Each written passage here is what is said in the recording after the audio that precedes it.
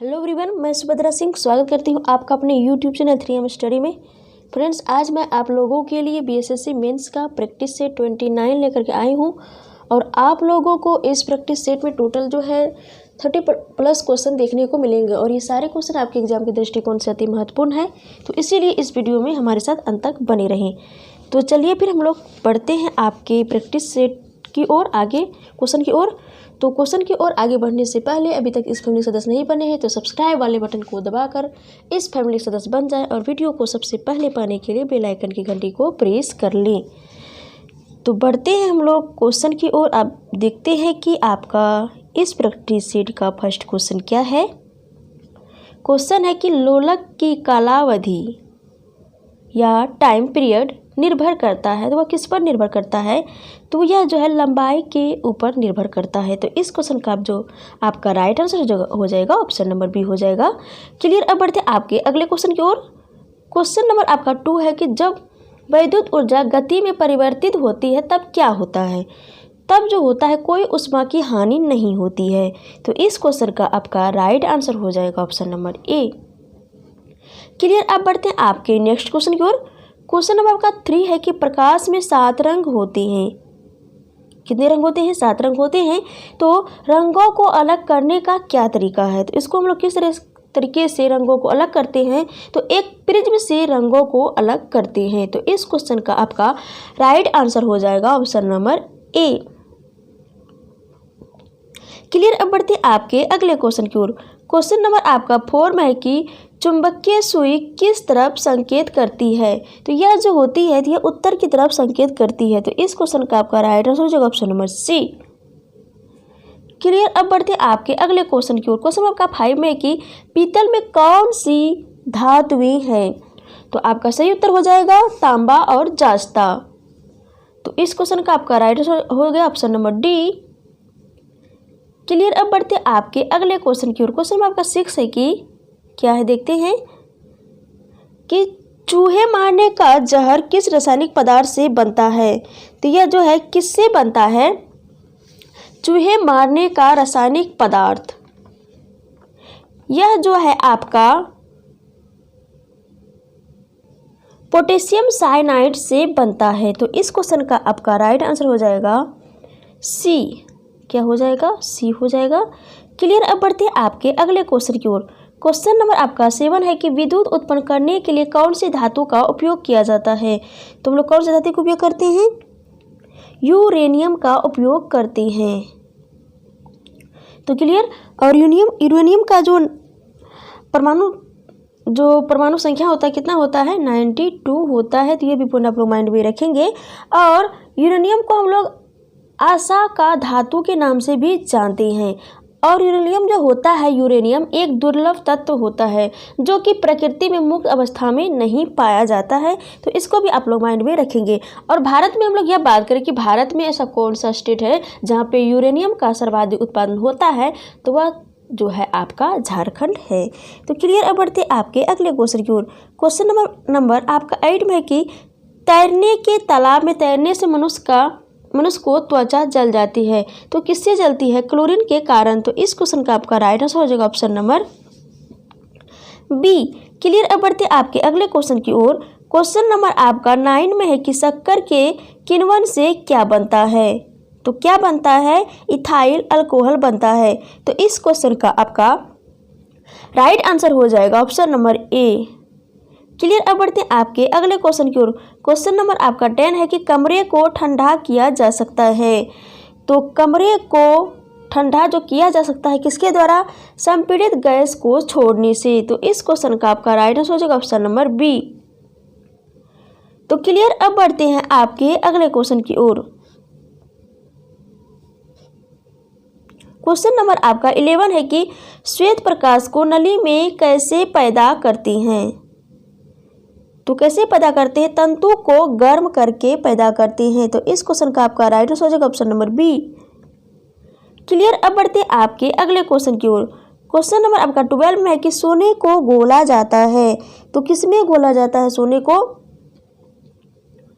तो इस क्वेश्चन का आपका राइट आंसर हो जाएगा तो सी आंसर आपका हो जाएगा। सी में क्या है, सल्फ्यूरिक तथा नाइट्रिक एसिडों के मिश्रण से जो है सोने को घोला जा सकता है। तो आपका राइट आंसर हो गया ऑप्शन नंबर सी।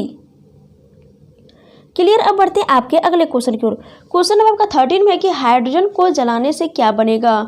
तो यह जो है क्या बनेगा, पानी बनेगा। तो इस क्वेश्चन का आपका राइट आंसर होगा ऑप्शन नंबर डी। क्लियर। अब बढ़ते हैं आपके अगले क्वेश्चन की। क्वेश्चन नंबर 14 में कि हीमोग्लोबिन में कौन सी धातु पाई जाती है। तो वो कौन सी धातु पाई जाती है, लोहा। तो इस क्वेश्चन का आपका राइट आंसर हो जाएगा option number D.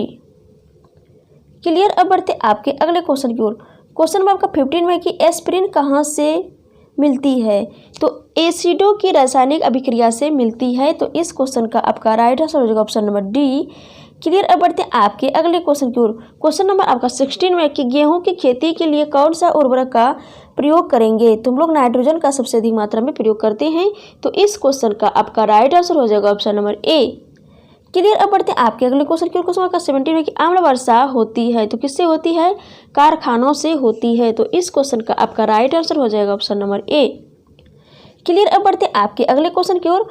Question number आपका 18 में है कि बिहार में 1857 की क्रांति के नेता कुंवर सिंह का देहांत कब हुआ था। तो 9 मई 1858 को हुआ था। तो इस क्वेश्चन का आपका राइट आंसर हो जाएगा ऑप्शन नंबर सी।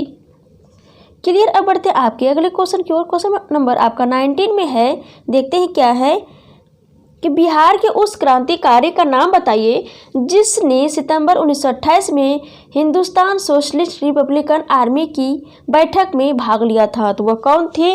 तो वह जो है फणींद्र नाथ घोष थे। तो इस क्वेश्चन का आपका राइट आंसर हो जाएगा ऑप्शन नंबर ए। देखिए हिंदुस्तान सोशलिस्ट रिपब्लिकन आर्मी है, तो इसका जो है बाद में नाम चेंज कर यह नाम रखा गया है। तो इससे पहले कौन सी संगठन थी, आइए हम लोग उसके बारे में जान लेते हैं। तो इससे पहले जो है 1924 ईस्वी में हिंदुस्तान रिपब्लिकन एसोसिएशन की स्थापना की गई थी, जिसमें कि जो भाग लिए थे, कौन कौन से नेता भाग लिए थे। तो सचिंद्र नाथ सान्याल, चंद्रशेखर आज़ाद, जोगेश चंद्र चटर्जी, राम प्रसाद बिस्मिल, फणीश्वर नाथ घोष आदि क्रांतिकारियों ने क्या लिए थे, भाग लिए थे 1924 में, जब हिंदुस्तान रिपब्लिकन एसोसिएशन की स्थापना हुई थी। लेकिन बाद में जो है 8 सितंबर 1928 को जब दिल्ली के फिरोज शाह कोटला मैदान में आयोजित सभा में जो है क्या किया गया, हिंदुस्तान रिपब्लिकन एसोसिएशन का नाम चेंज करके क्या रखा गया, हिंदुस्तान सोशलिस्ट रिपब्लिकन आर्मी कर दिया गया। तो ये सारे पॉइंट को आप लोग जो है माइंड में रखेंगे। तो क्लियर। अब बढ़ते हैं आपके अगले क्वेश्चन की ओर। क्वेश्चन नंबर आपका 20 है कि बिहार में किस स्थान पर भारतीय राष्ट्रीय कांग्रेस का 1922 ईस्वी का अधिवेशन हुआ था। तो कहाँ पे हुआ था, गया में हुआ था। तो इस क्वेश्चन का आपका राइट आंसर हो जाएगा ऑप्शन नंबर सी। और इसकी जो अध्यक्षता किए थे, किसने किए थे, आप इसको कमेंट बॉक्स में कमेंट करके बताएं। और इससे पहले भी बिहार में, इससे पहले भी 1912 ईस्वी में जो है बांकीपुर में 28वां कांग्रेस, भारतीय राष्ट्रीय कांग्रेस का जो है 28वां अधिवेशन हुआ था, जिसकी अध्यक्षता किसने किए थे, माधोलकर ने किए थे। तो ये भी पॉइंट आप लोग माइंड में रखेंगे। तो क्लियर। अब बढ़ते हैं आपके अगले क्वेश्चन की ओर। क्वेश्चन नंबर आपका 21 में है कि महावीर स्वामी का जन्म कहाँ हुआ था। तो कहाँ हुआ था, कुंड ग्राम में हुआ था, जो कि वैशाली के निकट पड़ता है। तो कुंड ग्राम में हुआ था। तो इस क्वेश्चन का आपका राइट आंसर हो जाएगा ऑप्शन नंबर ए। और महावीर स्वामी को रिजुपालिका नदी के किनारे जो है क्या ज्ञान की प्राप्ति हुई थी। तो ये भी पॉइंट आप लोग माइंड में रखेंगे। आपका डी में है वैशाली। वैशाली जो है लिच्छवी महाजनपद का क्या था, यह राजधानी था। और हमारे बिहार में जैसे कि पूरे भारत में 16 महाजनपदों पहले पूरे देश बटा हुआ था, उसके बाद जो है उसमें से 3 महाजनपद जो थे कहाँ पे थे, बिहार में थे। तो उसी में से 3 में से एक मगध था, अंग था और वज्र, जिसको हम लिच्छवी के नाम से जानते हैं। तो लिच्छवी का जो राजधानी थी वह कहाँ थी, वैशाली में। और मगध की राजधानी गिरिव्रज में। और एक बच गया आपका अंग की राजधानी कहाँ थी, चंपा थी। तो ये भी पॉइंट आप लोग माइंड में रखेंगे। क्लियर। अब बढ़ते हैं आपके अगले क्वेश्चन की ओर।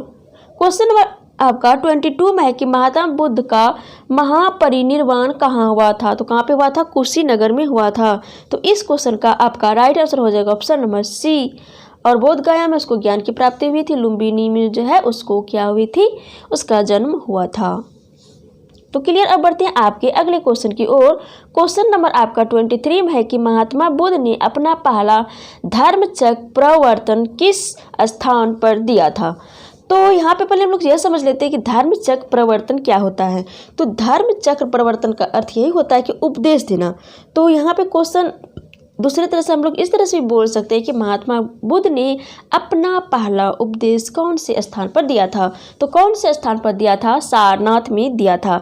लेकिन इसी से रिलेटेड एक क्वेश्चन यहाँ पे और भी क्रिएट होता है कि महात्मा बुद्ध ने तो अपना पहला उपदेश या धर्मचक्र प्रवर्तन जो है सारनाथ में तो दिया था, लेकिन सबसे अधिक बार जो है धर्मचक्र प्रवर्तन या उपदेश जो है कहाँ पे दिया था, वह श्रावस्ती में दिया था। तो ये भी पॉइंट जो है आप लोग माइंड में रखेंगे। तो क्लियर। और सी में आपका है पाटलिपुत्र। पाटलिपुत्र की जो स्थापना किए थे या उस नगर को बसाया था, किसने बसाया था, उदयी ने बसाया था, जो कि हर्यक वंश के थे। तो क्लियर। अब बढ़ते आपके अगले क्वेश्चन की ओर। क्वेश्चन नंबर आपका 24 में है कि मगध की प्रथम राजधानी कौन सी थी। तो कौन सी थी, ग्रीवरज थी। तो इस क्वेश्चन का आपका राइट आंसर हो जाएगा ऑप्शन नंबर सी। और चंपा जो थे अंका और वैशाली जो है लिच्छवी या वज्जिका। तो ये भी पॉइंट आप लोग माइंड में रखेंगे। क्लियर। अब बढ़ते आपके क्वेश्चन नंबर 25 की ओर। क्वेश्चन नंबर आपका 25 में है कि नंद वंश के पश्चात मगध पर किस राजवंश ने शासन किया था। तो नंद वंश का जो अंतिम शासक घनानंद था, उसको जो है चंद्रगुप्त मौर्य ने चाणक्य की सहायता से उसकी हत्या करके जो है मौर्य वंश की स्थापना किए थे चंद्रगुप्त मौर्य ने। तो उसके पश्चात यहाँ पे क्वेश्चन आपका राइट आंसर हो जाएगा ऑप्शन नंबर ए। तो क्लियर। अब बढ़ते हैं आपके अगले क्वेश्चन की ओर। क्वेश्चन नंबर 26 में है कि मौर्य काल में शिक्षा का सर्वाधिक प्रसिद्ध केंद्र कौन सा था। तो वह कौन सा था, आइए हम लोग देखते हैं। तो वह जो है तक्षशिला था। तो इस क्वेश्चन का आपका राइट आंसर हो जाएगा ऑप्शन नंबर सी। क्या हो जाएगा, सी आपका राइट आंसर हो जाएगा। क्लियर। अब बढ़ते हैं आपके अगले क्वेश्चन की ओर।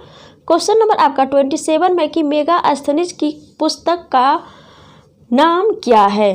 तो मेगास्थनीज जो है जो पुस्तक लिखे थे उसका नाम क्या है, तो वह इंडिका नाम है। तो इस क्वेश्चन का आपका राइट आंसर हो जाएगा ऑप्शन नंबर डी। और आप लोग कमेंट बॉक्स में कमेंट करके जरूर बताएं कि मेगास्थनीज जो थे यह किसका राजदूत थे। तो क्लियर। अब बढ़ते हैं आपके अगले क्वेश्चन की ओर। क्वेश्चन नंबर आपका 28 में कि कनिष्क के शासन काल में बौद्ध सभा किस नगर पर आयोजित की गई थी। तो वह जो है कश्मीर में आयोजित की गई थी। और यह बौद्ध संगति जो है यह तीर्थ बौद्ध संगति थी। कौन सा, तीर्थ बौद्ध संगति, सॉरी तीर्थ नहीं, चतुर्थ बौद्ध संगति थी, जो कि कहाँ पे हुई थी, कश्मीर में हुई थी और कनिष्क के शासनकाल में हुआ था। और जो है यह कब हुई थी, तो प्रथम शताब्दी में यह हुई थी। तो क्लियर। अब बढ़ते हैं आपके अगले क्वेश्चन की ओर। तो यहाँ पे आपका राइट आंसर हो जाएगा option number C.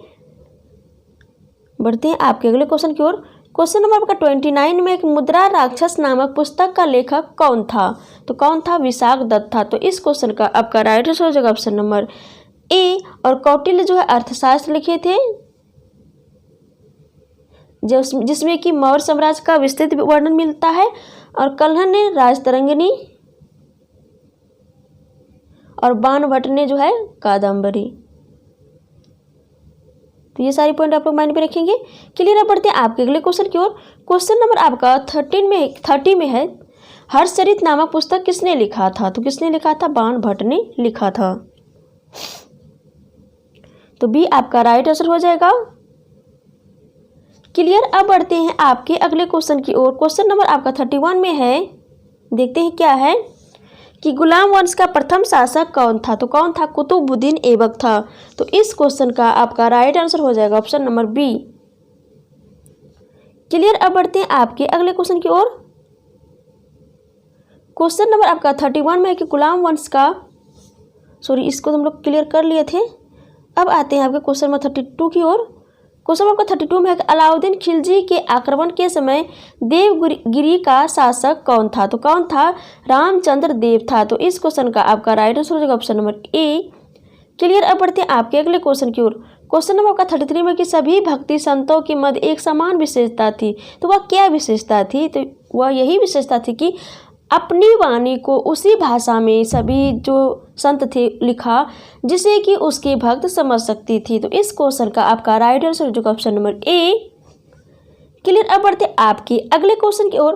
Question number आपका 34 में है कि मुगल प्रशासन में मुहतसिब था, तो यह जो पद था तो वह किसके लिए था? तो यह जो है सेना अधिकारी के लिए था।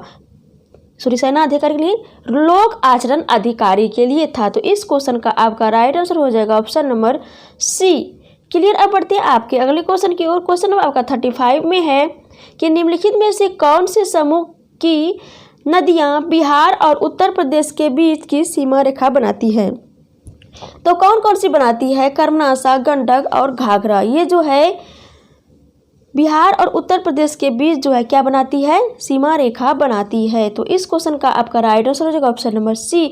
वैसे तो उत्तर प्रदेश और बिहार के बीच जो है 4 नदी जो है सीमा रेखा बनाती है। एक गंडक है, बूढ़ी गंडक, उसके बाद कर्मनाशा हो गया, घाघरा। ये 4 नदी जो है बिहार एवं उत्तर प्रदेश के बीच सीमा रेखा बनाती है। और यदि आप लोग चाहते हैं कि बिहार की नदियों के क्षेत्र को क्लियर करना, तो आप लोग जो है ज़रूर जो है प्ले लिस्ट में जा कर के बिहार की नदियों को क्लियर कर सकते हैं, क्योंकि मैप वाइज मैं बहुत ही अच्छे तरीके से इसका वीडियो प्रोवाइड करा चुकी हूँ आप लोगों को। तो क्लियर। अब बढ़ते हैं आपके अगले क्वेश्चन की ओर। क्वेश्चन नंबर आपका 36 में है, नानावती आयोग नियुक्त किया गया था। तो यह क्वेश्चन आप लोगों के लिए होमवर्क रहा। तो आप लोग बताएंगे कि नानावती आयोग नियुक्त कब किया गया था। तो आप लोग कमेंट बॉक्स में कमेंट करके ज़रूर बताएं। तो बढ़ते हैं आपके अगले क्वेश्चन की ओर। क्वेश्चन नंबर आपका 37 में है कि अंतर्राष्ट्रीय संबंधों में निम्नलिखित में से किस कारक का योगदान नहीं है? तो किसका योगदान नहीं है अंतर्राष्ट्रीय संबंधों में? तो तकनीकी प्रगति इसका तो है। बी में आपका है आक्रामक राष्ट्रवाद की भावना, ये नहीं है। सी में आपका है अंतर्राष्ट्रीय व्यापार का विकास, ये भी है। उद्योगों का विकास, ये भी है। तो इस क्वेश्चन का आपका राइट आंसर होगा ऑप्शन नंबर बी। क्लियर। अब बढ़ा जाए आपके अगले क्वेश्चन की ओर। क्वेश्चन नंबर आपका 38 में है कि वैश्वीकरण के पीछे मुख्य विचार है। तो वह कौन कौन से विचार है देखते हैं। तो ए में आपका है राष्ट्रों के बीच मित्रता प्राप्त करना, बी में है अंतर्राष्ट्रीय विवादों का समाधान करना, सी में है आपसी समान दृष्टिकोण रखते हुए समस्त अंतर्राष्ट्रीय समुदाय के साथ कार्य करना।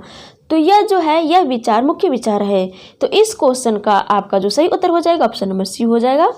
क्लियर। अब बढ़ते हैं आपके अगले क्वेश्चन की ओर।